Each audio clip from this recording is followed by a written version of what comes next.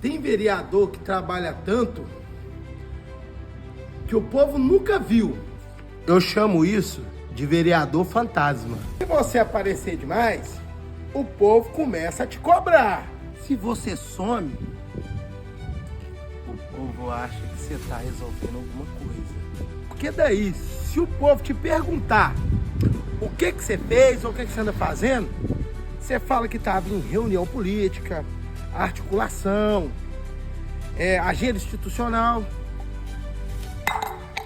Tanto faz, o povo não entende nada disso mesmo. O político inteligente, ele entende uma coisa: presença cria cobrança, ausência já cria mistério. Quando você aparecer, aí vira evento e não sumiço. Pra estar aqui, tem que ter estratégia.